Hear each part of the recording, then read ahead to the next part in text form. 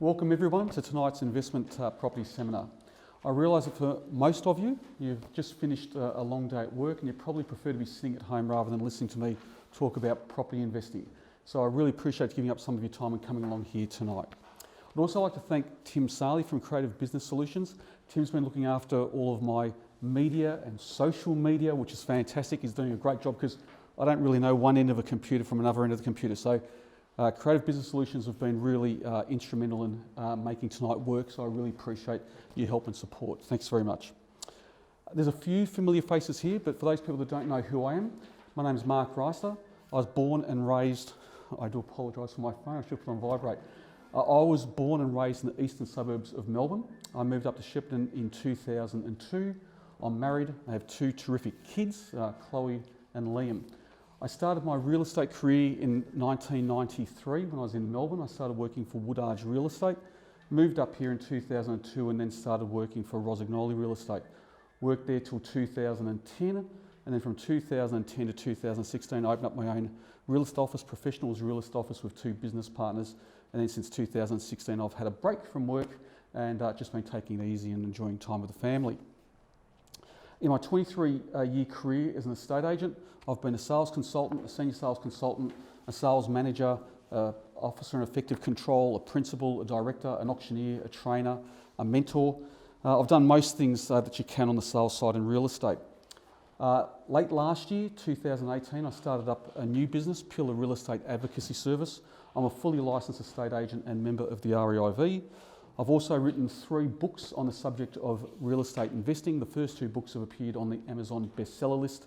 The third book has just recently been released, and I have copies of those available here if anyone's interested. I'm also in the top 1% of all property owners or property investors in Australia. Okay, so that's a little bit about who I am. Just let me tell you now what I'm not. I'm not a financial planner, and the information I'm providing here tonight is not of a financial planning nature, it's of a general nature. You're welcome to take the information away with you and use it any way that you like.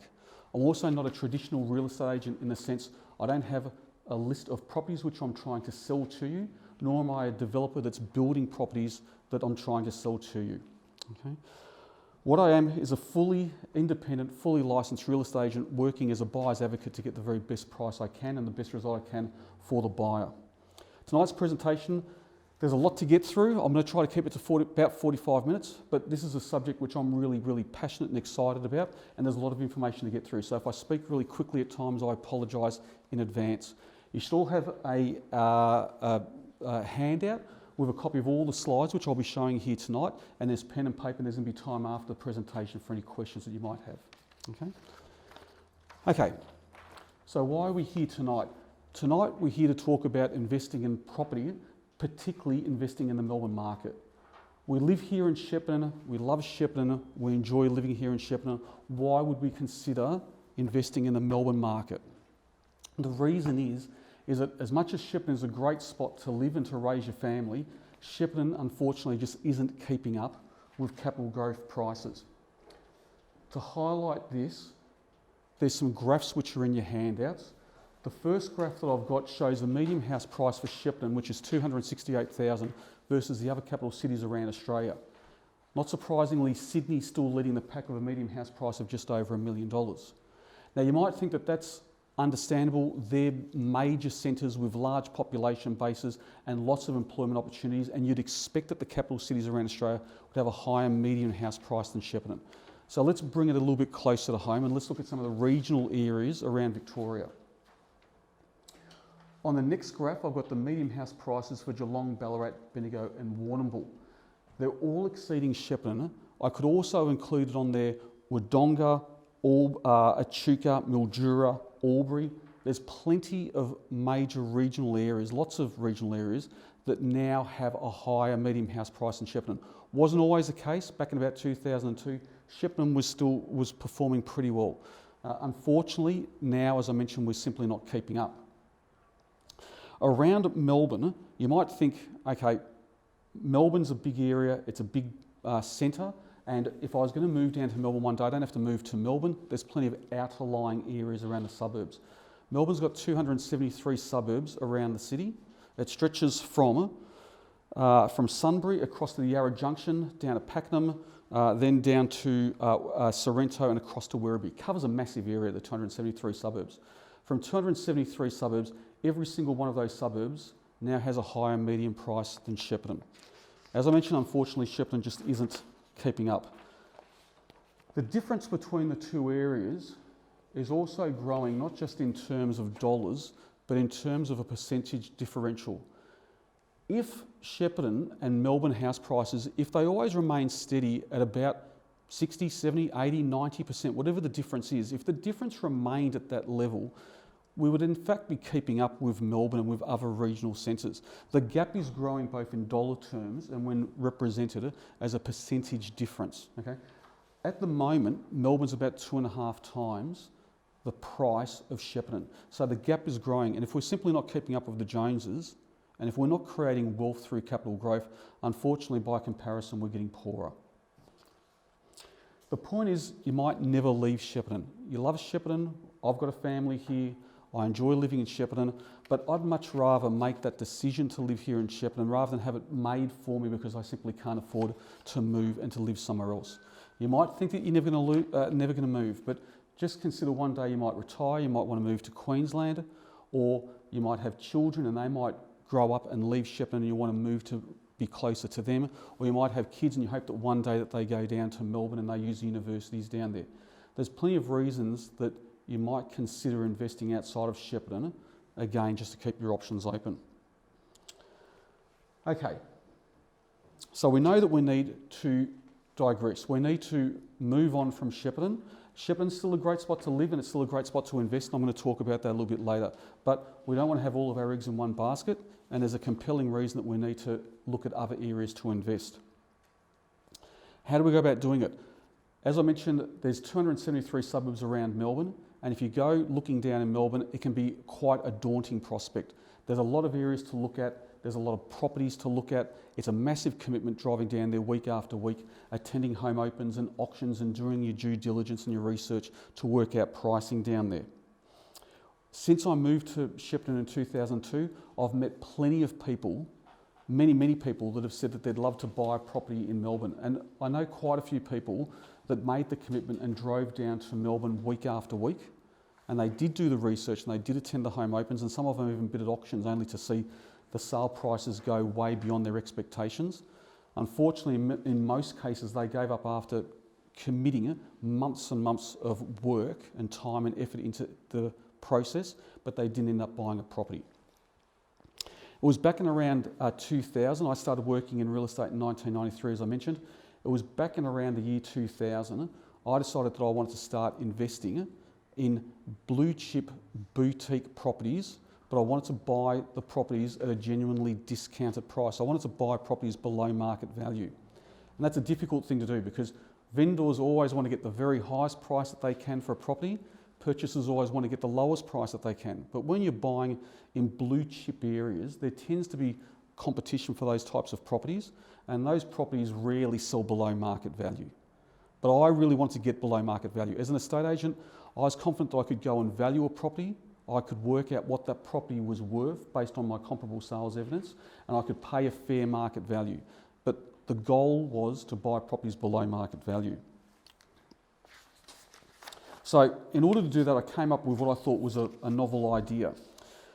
And the idea is very simple. I'm no rocket scientist, so I had to keep it really simple. I had to dumb it down for myself. My theory was, in order to get a discount, I would go and buy properties in bulk. And it's no different from going to the supermarket and buying a can of Coke or going to the cinemas and buying cinema tickets in bulk. If you buy one item, one off on something, you're going to pay retail price, a fair retail price for it. But as soon as you go and buy something in bulk, you can start negotiating discounts. And a can of Coke is the most obvious thing because people do that all the time. So I thought that that same theory and approach could apply to real estate.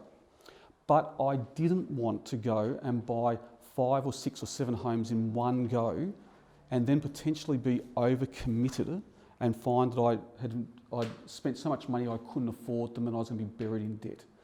So I had the idea about buying in bulk, and I then went and approached my 3 best mates from high school who I've known for most of my life, and my brother, And I spoke to them about the idea of buying in bulk, and they came on board and we formed a buying group.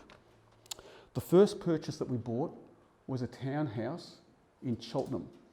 We bought 6 of these townhouses. They're in a fantastic area. They're about 2 kilometres from the bay, within 15 kilometres of the Melbourne CBD. They were new, they're very spacious, 3 bedrooms, some are 3 bedroom and study townhouses. It's a gated estate. They're terrific townhouses, they're very, very nice. 3 bedroom, 2 bathroom townhouses with double lock-up garages. We each bought a townhouse, so we bought 6 townhouses. We each bought a townhouse and we saved $41,000 each below the independent sworn valuation. So I'd gone and done my own due diligence and I'd gone and done my own research and I'd established what I believed was a fair and reasonable market value for these properties. But again, I wanted to buy them below. So after I'd done my own research, we then went and negotiated and we got sworn valuations on these properties. And we still managed to get $41,000 discount. We used the same philosophy and we pressed on and we bought properties in Abbotsford, St Kilda, Carlton, many other suburbs. We used the theory many, many times, or the process many, many times, and it worked each time. Each time we saved money, we created equity in the properties that we're buying, and each property then in turn helped us buy the next investment. The goal when you're buying any property is that you want to buy the property with a minimum 5% discount below the market value. Now the market value, just to clarify what the market value is. So the market value is not the for sale price. The market value is what you reasonably believe and expect the property is going to sell for. So we've got a willing but not eager seller and a willing and not eager buyer. What are they reasonably going to agree on a price for that property? That's your market value for the property. Okay? The asking price of homes are always a figure above the market value, and then the seller has got a negotiating buffer. Okay, so that's the market value. The goal is that we want at least a 5% discount below the market value, and the reason is that since 1960 and 2018, so in a 58-year period, the median house price in Melbourne has only gone down 7 times. And in Sydney, the median house price has gone down 8 times in a 58-year period. Okay? In that time, the largest ever recorded fall in a single year was in Sydney, and it was 5.2%. The largest recorded fall in Melbourne was 4.7%. So the median house price in Melbourne's never fallen in one single year by more than 5%. So the idea or the goal is to get a minimum 5% discount. Because if I can achieve that, there's a 99% chance that the price I paid for the property is never going to be worth less than that figure, okay? Given that in a combined 116-year period, there's only been one fall of greater than 5%. Similar results have been shown in other capital cities around Australia, okay? In 1 year period, you're saying? In a 1 year period, in any given 1 year period. But remember, there's only been 7 falls in Melbourne, 8 falls in Sydney over that 58-year period. Okay, of course, the discount that you want to achieve is going to be, it's going to be dependent on the real estate market at that time. The stronger the real estate market, the harder it is to negotiate a discount, simply because there's more competition between buyers and prices are running up. Okay, so in a really heady, strong market, getting discounts does become harder. It's easier in a weaker market. Okay, but regardless of the strength of the market at the time, as I mentioned, you want at least a 5% discount. Okay, that was the first purchase I did, that last one. That was at Cheltenham, as I mentioned. Okay, a more recent purchase I did involved a group of investors here in Shepparton, and I've done it with investors here in Shepparton before. But I'm just going to talk about the last one, which I did. So what I found was a boutique apartment building in Carnegie. It's a 3-storey apartment building with car parks below, off-street car parking, but in the basement below. There's 26 2-bedroom, 2-bathroom apartments in this particular building. Each apartment has got an off-street parking spot with a storage bay, and they've each got balconies. They're very good apartments. They're located in a tree-lined street. It's a very attractive tree-lined, quiet street. At the end of the street, you've got your tram service. It's an easy walk to the local train station and to the strip shops. The development had 26, or has 26 apartments in the building. When I found it, the 2 homes still existed that were going to be demolished to make way for this apartment building, so the homes were still there. All there was at the front of the building was a for sale sign, and the developer had started doing some advertising on the internet. But that was it at that point in time. Hadn't turned a sod of soil. But out of the 26 sales, 19 of them had already sold. So 7 apartments remained for sale. I had a group of buyers, again, which comprised Shepparton investors. So I went along and I wanted to buy the last 7 apartments. The way this particular developer operated, and this is there's some photos of the inside of the apartments.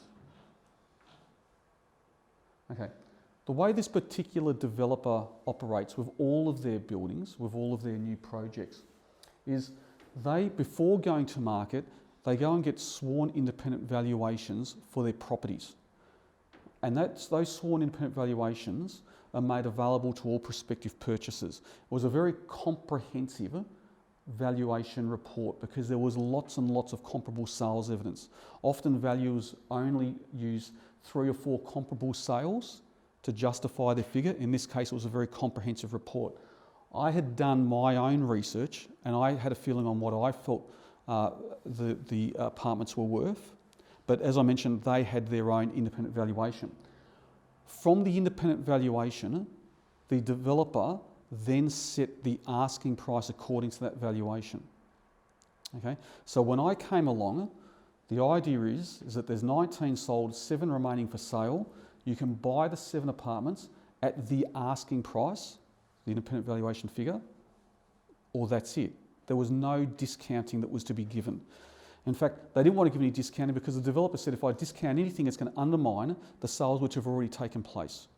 Okay? There was one exception, and you can see there apartment number 5, which I've highlighted. That sold for $560,000. The sworn independent valuation was $575,000. Naturally, I asked the developer what was going on in this case. The developer explained to me that that particular investor had previously bought 5 apartments in different locations and different projects from that particular developer. They'd personally spent over $3.5 million of their own money. So in this particular case, they gave them a $15,000 discount as a thank you. Okay, my goal is I wanted to buy these remaining apartments and I want a 5% discount. If the discount's 1 cent less than 5%, I simply walk away. But again, the developer, because it was a very strong market and because the 19 sales had taken place, the developer said, forget it. I've got the sales evidence. I know that they're selling. It's only been on the market for a few weeks. I don't need to sell to you. Okay, so that's the goal and that's the background. Regardless, I started making offers and we started haggling. There was a lot of declined offers. There was a lot of counter arguments and counterpoints. We did eventually buy the remaining 7 apartments. The 7 apartments collectively were valued at $3.745 million. We bought the last 7 apartments and we got $190,000 off. Okay, it's a great result because the apartments which we've bought, and you've got these handouts, by the way, you've got these slides, so if you can't see this clearly, you can have a look at your pack. It was a great result for a few reasons. The prices that we paid for our apartments are below anything else that anyone paid for an apartment. Okay, so but lower price than anyone else paid in that particular building. We each managed to save $27,000, and the discount that we got was in fact just over a 5% discount. And in order to get the 5% discount, each buyer, each investor has only spent around $500,000, which is much, much better than that private investor that had personally spent $3.5 million and received a $15,000 discount. We spent $3.5 million and we got a $190,000 discount. So the system can definitely work. Okay. What a lot of investors forget is that it's at this point where initially your profit is made. And this is particularly true if you're going to turn the property over in the short term. So if you're only going to hang on to that property for a year or two, you've got to get this part right. Because if you get this part wrong and you've gone and paid $10,000, $15,000 too much, if the market isn't doing a lot of activity or if it isn't growing much at that particular point in time, you could be in the point where you just can't afford to sell the property. You can't get out, you're trapped, and you've got a big noose around your neck. So just to illustrate this point, one of the investors in our group decided that they didn't want the property and they actually wanted to flip it. So the day they settled it with the developer, they then listed it for auction with one of the local estate agents. So we went down there, we interviewed the local estate agents, had a chat to them about the marketing plan and how it was going to work, and it was listed the day that they settled it. We handed the key straight over to the estate agent. The photographs had already been taken, it was on the market. They sold that property shortly after they settled it. They sold the property for $550,000.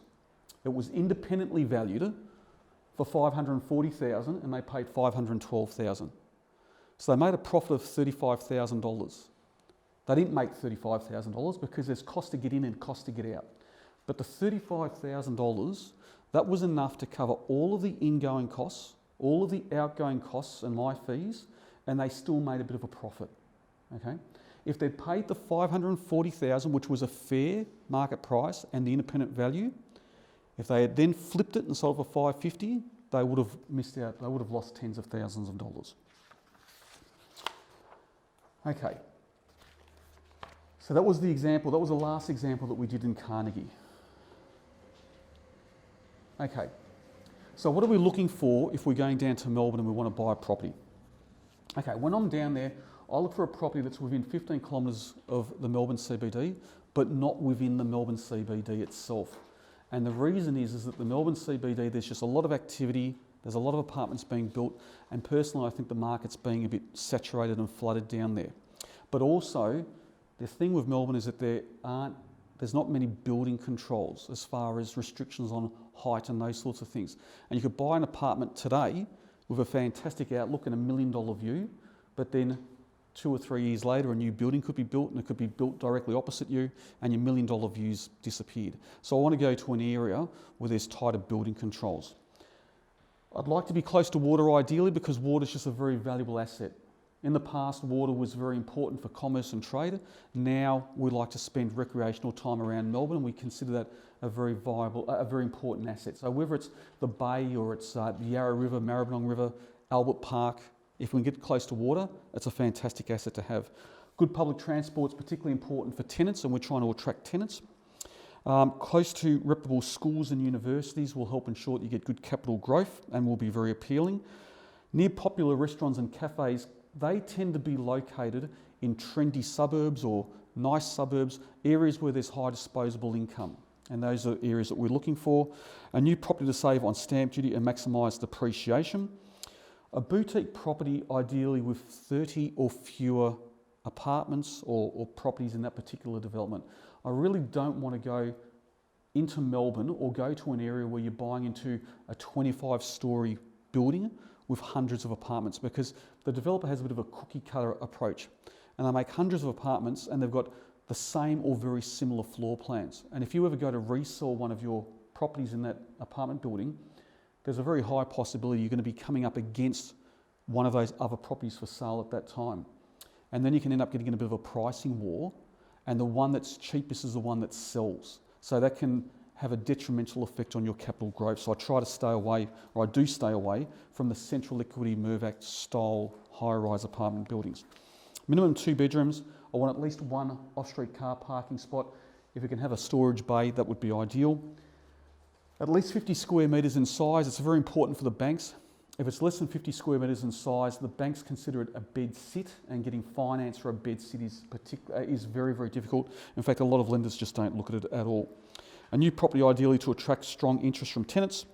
This is very important. We want a balanced investment, one which is going to attract capital growth. I've already spoken about capital growth down in Melbourne and why we want to invest in Melbourne or invest outside of Shepparton. But you can't just go and buy any property down there. You want to buy a property that's going to attract capital growth, but it's going to also have a good balance with a good rent yield. So it makes it affordable and you can afford to keep that property. And we want to have a look at a blue chip area, and the reason is As I mentioned, there's already 40 suburbs. Or did I mention that? There's 40 suburbs which exceed $1 million in Melbourne. I don't think I mentioned that, did I? I did a seminar similar to this 4 years ago. And I mentioned there's 273 suburbs around Melbourne. Well, 4 years ago, there were 29 of those suburbs had a median house price which exceeded $1 million. Now there's 40 suburbs in Melbourne with a median house price that exceeds $1 million. And there's a whole heap more that are right on the cusp of breaking that $40 million barrier. Just have a look at where those suburbs are. Those suburbs have got a good track record of capital growth, and they're the sort of areas that we want to be in. Okay? I'm particularly conscious of the fact that in Melbourne at the moment, and there's some notes at the back of your folder, but in Melbourne at the moment, the average commute for people to get to work in Melbourne, it's 80 minutes each way. I'm not sure if you saw that. It was on National 9 News just recently. It's the highest or the longest commute of anyone in Australia. So 80 minutes is, imagine driving to work. We don't have that problem in Shepparton, do we? Like 5 minutes and I can be at work. I work from my study, so I can be there even faster. But 10 minutes and you've driven right through Shepparton. Down in Melbourne, and I've got friends that do it, they travel 80 minutes each way to get to work, which is just staggering. Which is another reason that I want to be close to the major centre, which is Melbourne, because a lot of people work there. So if I can get close to it, I'm going to have a blue chip. I'm going to have a blue chip area, and I'll have high appeal with tenants, and in future from the resale point of view. Okay. What work's involved? If you want to go and do this on your own, you can do this on your own, and I'll explain a little bit more later, and about the books and how you can go about doing it.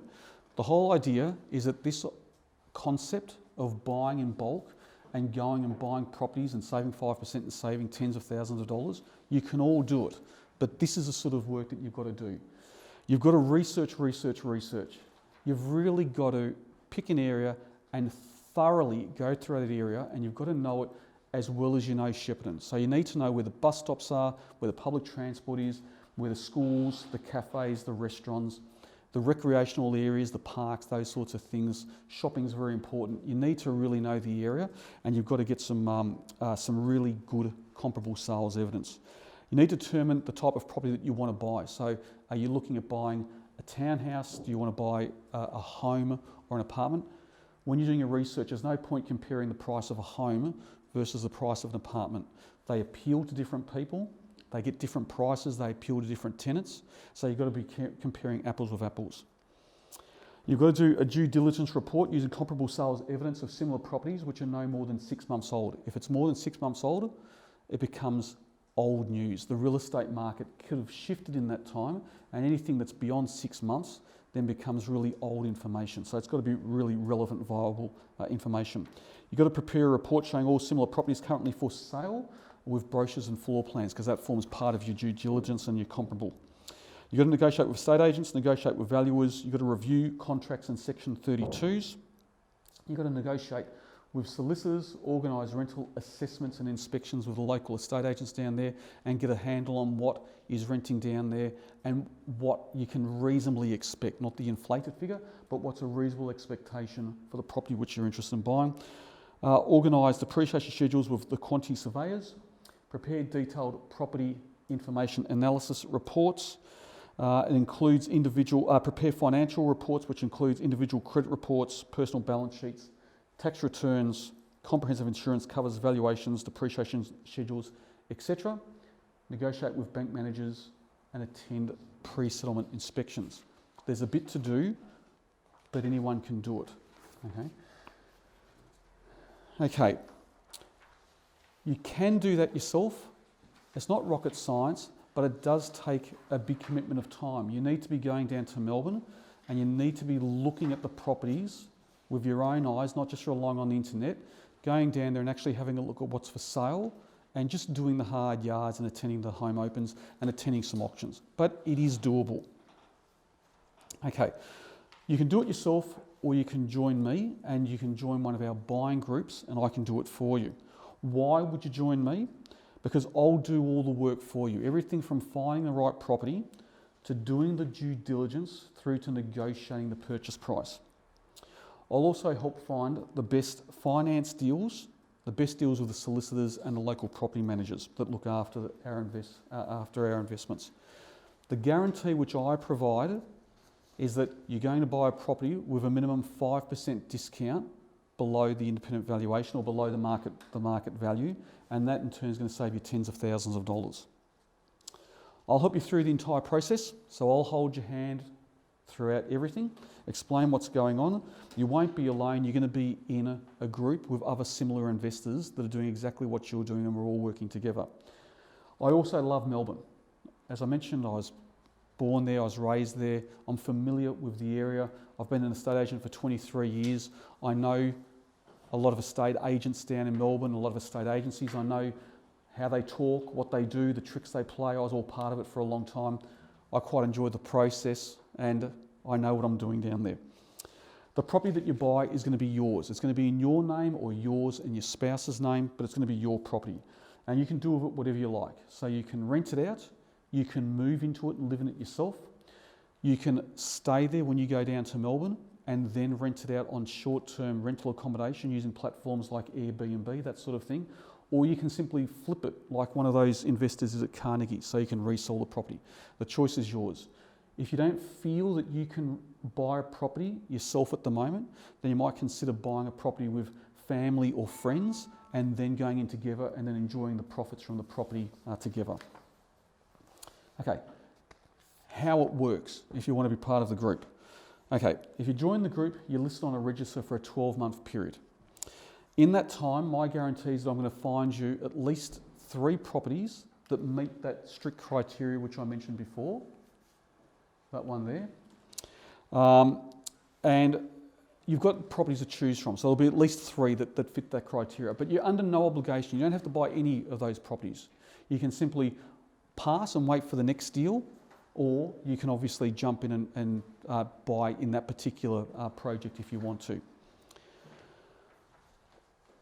I'm creating buying groups and I need groups of 5 to 6 people. I don't really need any more than that in any particular buying group. And the reason is that that's sufficient for me to be able to negotiate the discount and get the best result for us, but I'm not adversely affecting the project. What I want is I want the project, the development, still to be primarily made up of owner-occupiers and not investors. If you go to some of the developments in Melbourne, particularly the inner city developments, you'll find that they have a very high percentage of investors there. So there's a lot of tenants there, okay, and there's not many owner-occupiers. I don't want to change the dynamics of that development. So that one I mentioned before at Cheltenham, for instance, the first one I bought, there were 14 townhouses there. Apart from our group of investors, everyone else is owner-occupied. And that's great because owner-occupiers tend to have a greater sense of ownership and they look after properties better than tenants. And it's just a better long-term investment when you've got predominantly owner-occupiers. Also, banks don't like too much exposure in one development. They also want a development that's primarily made up of owner-occupiers.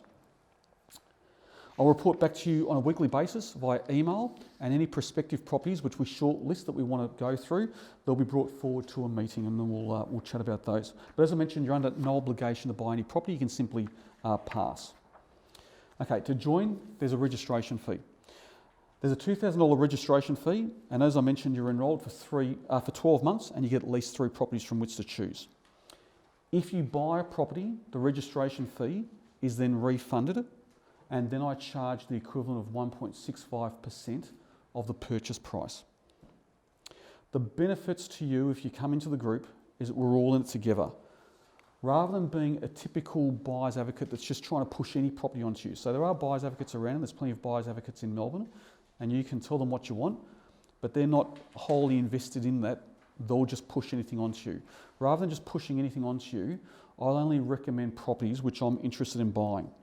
And the reason is because unlike any other buyer's advocate, I'm in the project with you. So I'm one of the buyers, okay? So we're all in it together. At Carnegie, at Cheltenham, all of those properties which I've bought on behalf of buyers and buying groups, I'm in there. I'm one of the investors.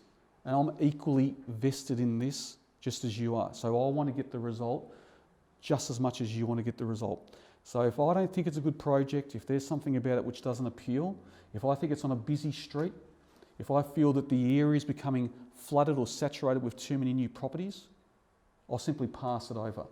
And you've got to put the time and effort into it, because when you look on the internet, you can find properties which you think look really appealing, And I've done this. I've gone and shortlisted properties only to drive down there and then have a look at them in person. And then you find out when you're down there that the building next door is one of those massive high-rise housing commission blocks. But when they took the photographs, they only obviously showed what they wanted to show you in the photograph. So I'm there with you and I'm buying into this particular group with you. I buy the same investment as you and I pay the same price as you. The whole process is transparent and we're all benefiting together. There's no secret commissions and all of the discounts can be seen by everyone. Unlike a buyer's advocate in Melbourne, buyer's advocates in Melbourne typically charge between 2.2% and 3.3%. My commission's a lot less because I'm doing it in bulk. And the whole idea of doing everything in bulk is that we want to save right through the entire process. Using the apartments that I bought for those investors here in Shepparton, the ones in Carnegie, if you bought one of those apartments, the commission payable to me was $8,300. But the saving for the client was $27,000. So just bear that in mind because I'm looking for a minimum 5% discount. So really my fees are effectively zero. Okay, so the discount that they're getting is far more than what I'm charging them. The savings then flow through to other related areas. Okay, so once I bought those apartments in Carnegie, I then had a chat with our buying group and worked out who needed finance and how much finance that we required. And then I went and met with bank managers and negotiated the finance. And the reason I did that was because I was looking for finance for $3 million. And when I went to the bank managers, I could get a far better rate because I was looking for $3 million as opposed to just looking on my own. So it's all about the negotiating power and what you can get. So working on the $3 million borrow, our interest rate was a lot lower. So I did that, but we all benefited, everyone in the group, from the lower interest rates. Likewise, I went and met with local solicitors, or I phoned local solicitors here and solicitors in Melbourne, looking for the cheapest rate, doing everything in bulk, and we were able to negotiate a cheaper rate because when a solicitor's looking at my contract, the other contracts are all exactly the same, just the particulars page has changed for a different purchaser. So when I go to the solicitors and I say, listen, how much is it for my conveyancing? By the way, I've got 6 others which are doing exactly the same thing, just the name's changed. Now what price can you give me? Those sorts of things are passed on to everyone in the group because we're all sharing in the benefits of that. Likewise with the property managers that are looking after our investments down there. So I met with the local estate agents, a similar thing. So we've got lower management fees and we're still getting lower management fees and we're still benefiting from doing things in bulk and working together. Look, finding the right properties, it's a massive commitment of time, but I'm prepared to put the time and effort into it because, as I mentioned, I'm invested in this just as much as you guys. I want to get the same result, so I'll put the time and effort into it because I want it as much as you do. So if you're interested in buying a property in Melbourne and you want to buy a boutique property in a blue chip area at a genuinely discounted price, then you can see me after the seminar and we'll get started straight away. Okay. We're going to have a change of pace. We're about halfway through. Okay, so you're getting there. You've been very patient. Could everyone stand up for me, please?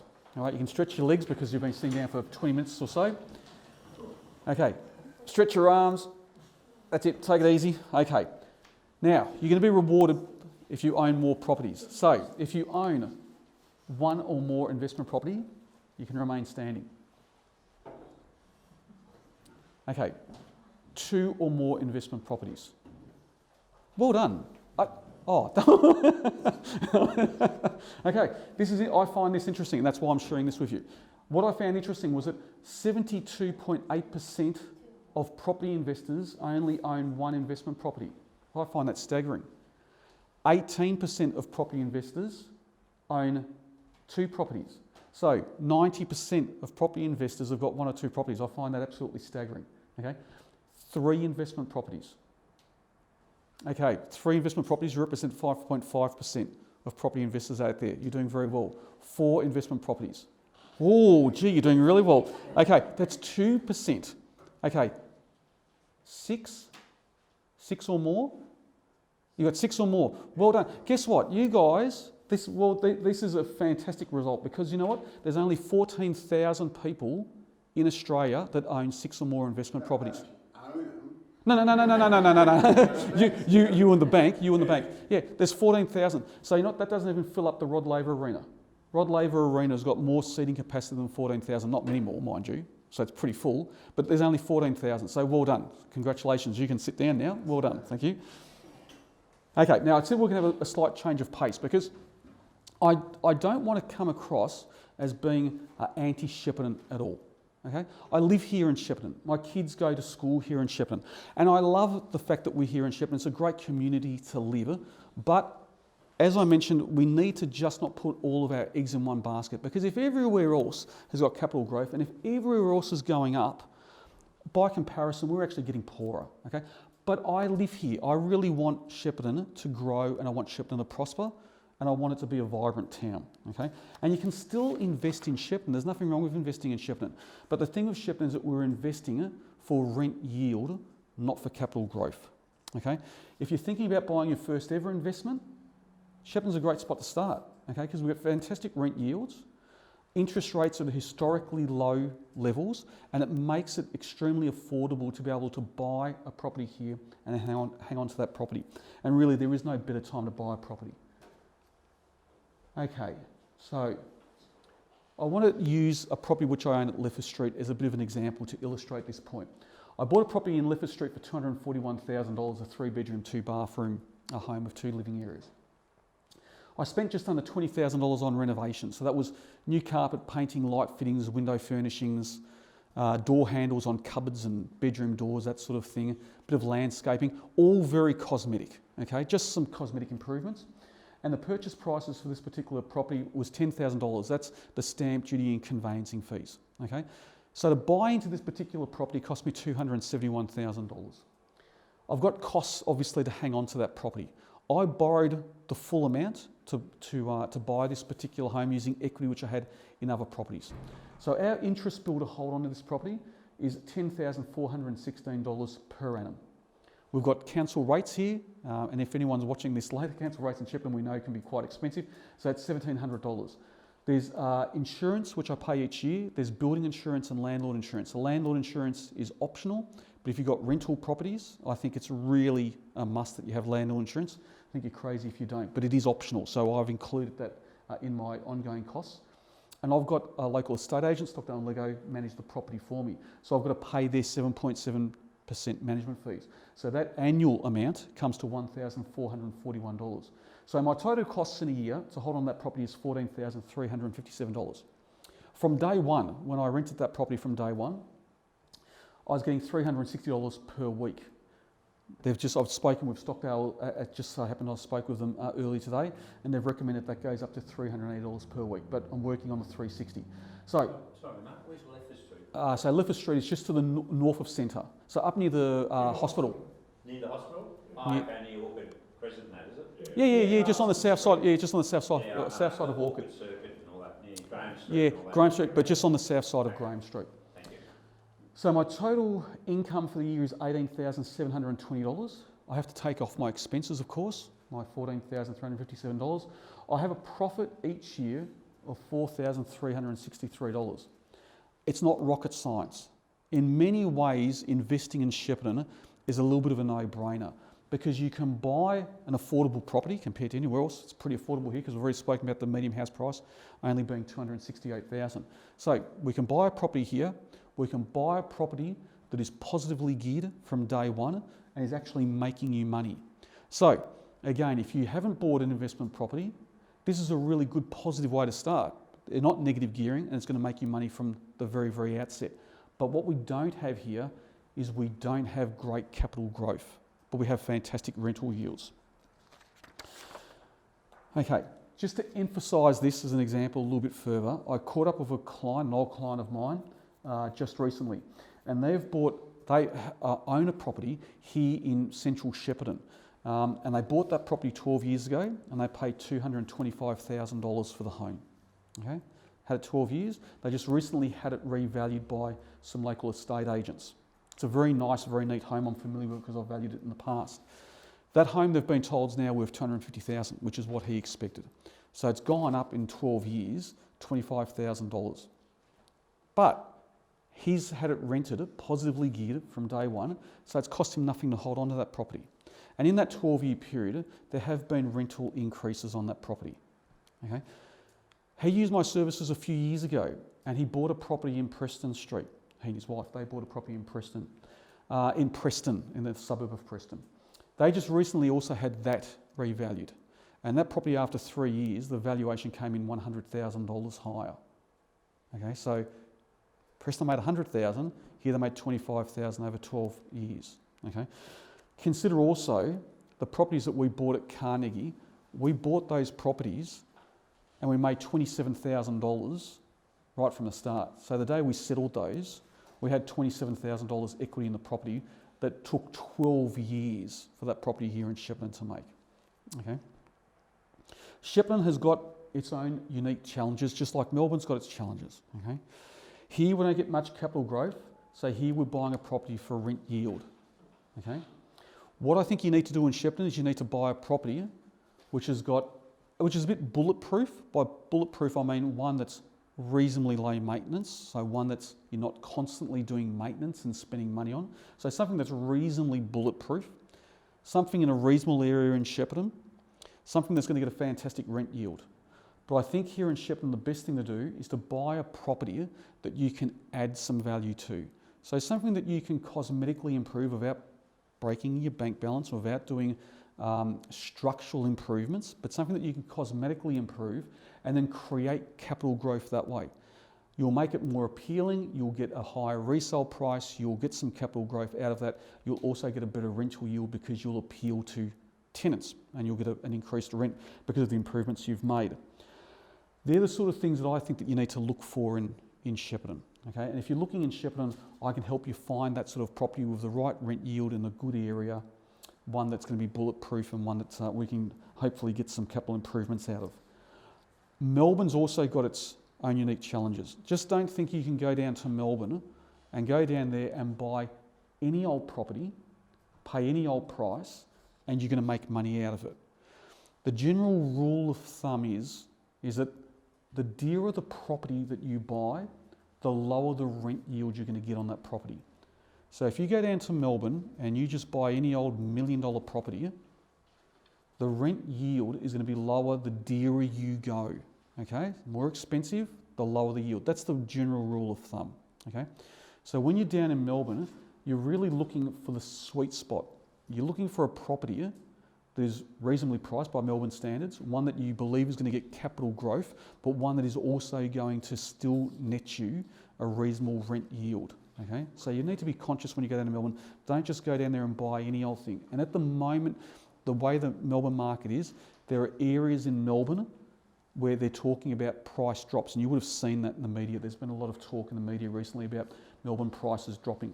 And there are areas in Melbourne that prices have been dropping. You can't just go there, attend an auction and pay hundreds of thousands of dollars above the reserve price and then still expect that you're going to get great capital growth in the short term and that you're going to be able to afford that with a great rental yield. Again, using the apartments at Carnegie as an example, I caught up again with one of the investors just recently, and they were telling me that that particular apartment they bought at Carnegie cost them $200 a month. So at the end of 12 months, they're out of pocket $2,400. But over the last few years, each of their tax returns, they've received a tax return of $8,000. Now that's due because of the negative gearing effect, but also largely due to depreciation schedules. And I mentioned the depreciation schedules before, they come from the quantity surveyor. With our tax system, you can legitimately claim depreciation on your properties. Okay, so this particular investor gets an $8,000 tax return. So that $8,000 then covers next year's out-of-pocket costs. The property is negatively geared, but hasn't affected their lifestyle because the $8,000 is now paying for next year's costs of $2,400 and they've got $5,600 spare. Okay, and they get to keep that. That's their money and they can use that each year. And each year he's been taking his family away on holidays and using his tax refund that way. Okay, so it's not negatively impacting his lifestyle. So whether you're looking for something here in Shepparton or something in Melbourne, I can help you wherever you're looking. Okay, so where to from here? Okay, if you wanted to join me and you wanted to buy into Melbourne and join a buying group, you can actually do that right now. Because late last year, I decided that I wanted to buy more investments in Melbourne. So I listed my company. So I've got a new company which I started, Pillar Real Estate Advocacy Service. I formed a buying group of investors which are made up of people here in Shepparton. And I started carrying out my research, carrying out my due diligence and going down to Melbourne. I've been looking in an area which is within the 15-kilometre radius of the Melbourne CBD. In fact, I was looking in an area that was 12 kilometres from the Melbourne CBD. This time around, I've decided I want to buy townhouses as opposed to apartments. I just feel that the apartment market in Melbourne is starting to become a little bit saturated. There's an awful lot that's being built down there. And I also feel that the developers down there, a lot of them are starting to get a little bit too greedy, and apartment sizes, if you've been following the market down there, apartments are getting smaller and smaller and smaller and smaller. I think that there's a bit of a pushback now from the banks and more particularly from buyers, and buyers now are starting to covet larger spaces and larger areas. So what I want is a 3-bedroom, 2-bathroom townhouse, similar to the ones I bought at Cheltenham. I started my searching, and I found that there were 120 developments that could fit my criteria. I'm not going to show you 120 developments now, by the way, so, don't panic. I travelled down to Melbourne each week over many months and started shortlisting those developments. I then found what I believe is the perfect development, the perfect property. It's actually located less than 10 kilometres from the Melbourne CBD. It's a high quality upmarket apartment. Each townhouse has got its own title, its own street frontage, and there's absolutely no common areas. Each townhouse comprises a minimum of 3 bedrooms, 2 bathrooms, courtyard, balconies, 2-car off-street parking. And as I mentioned, they're very, very high quality, very high finish.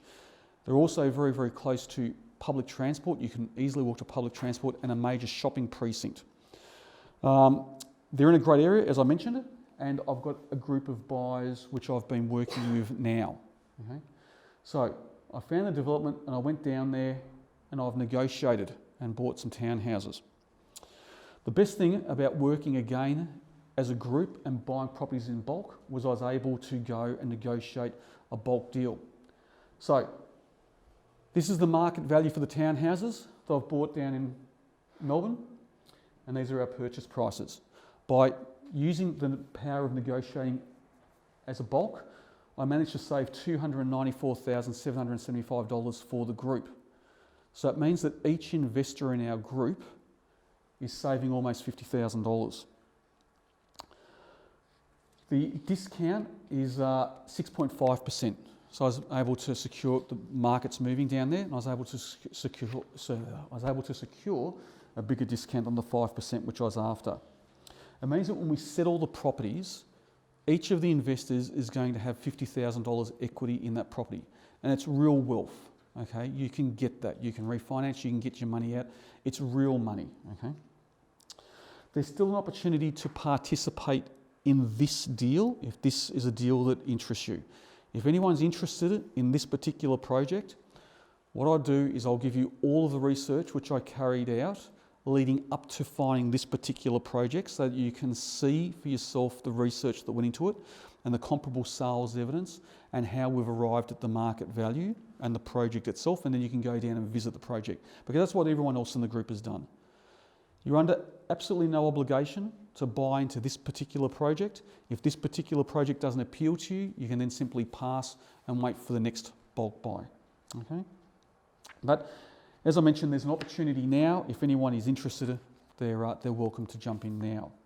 Okay, we're almost there, guys.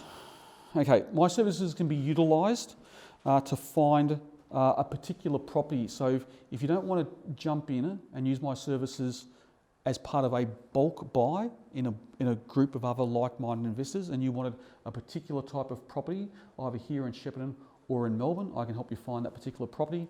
If you've already found a property and you want a hand negotiating the purchase price for that home, and thereby hopefully saving money, or you'd like me to attend and bid for you at an auction, I can do that. Those services can all be tailored to suit you, and they can start from as little as $550.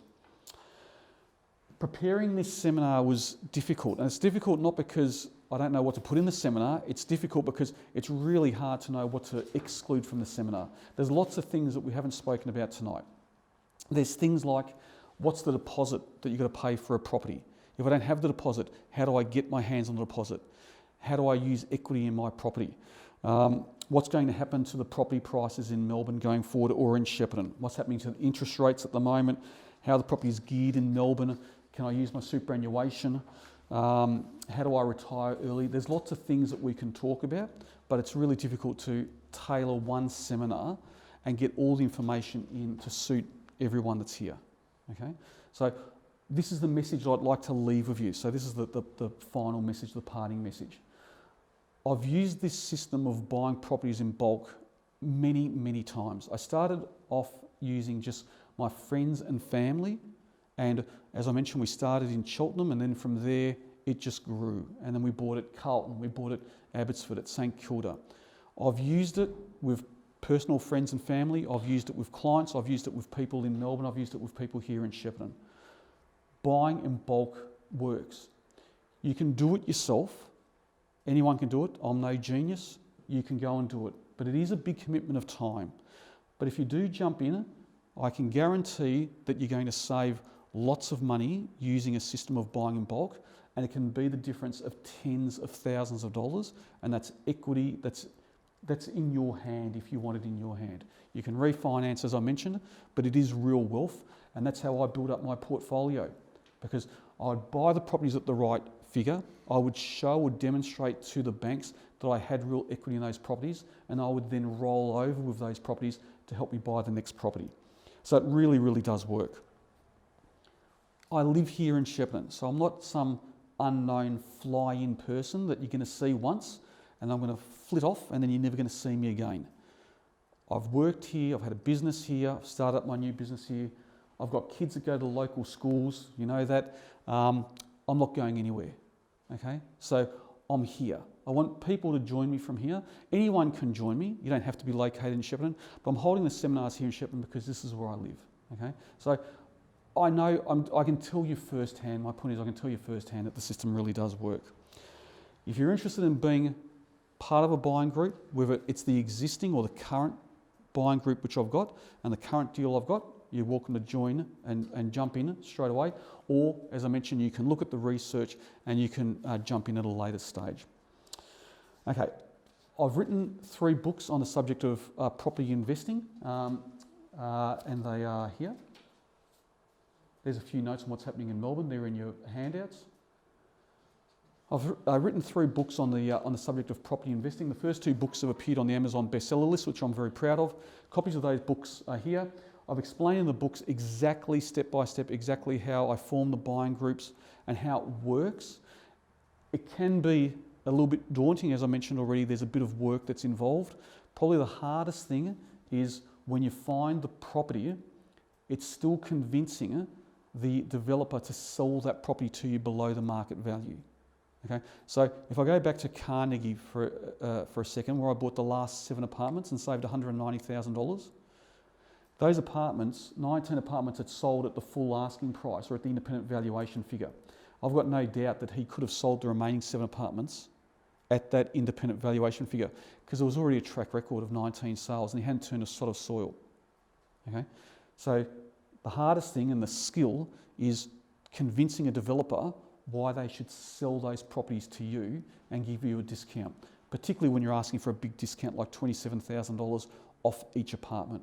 If I'd gone individually to that developer and tried to negotiate one apartment on its own, there's no way I was going to get a discount. The 19 apartments had sold, the independent valuation was there, and they represented fair market value. So it's a very tough argument to make to say, give me $27,000 off. But when you work collectively as a group, as I've done it, well then you've got a bit of negotiating power.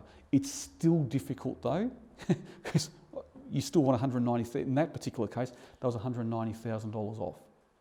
So there's been plenty of trials and errors along the way. There's been plenty of developments I've approached and I haven't been able to negotiate the discount, and I've simply had to pass on those.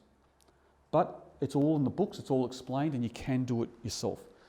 The third book I just recently published, that was just recently published. When I was planning and writing that book, I decided that all the profits from that book would go to the Fred Hollows Foundation, which is a very, very worthwhile not-for-profit organisation. So if you do buy a copy of the books, you'll also be supporting a great charity. Okay, that is it. Okay, I will be hanging around and I'm happy to answer any questions because, as I mentioned, there's a lot of information which we haven't covered, and that's the whole point here. It's a nice small group, we can talk about it, you can fire the questions away at me. I really do appreciate you giving up your time and coming along and being here tonight, and thank you for your attendance. Thanks.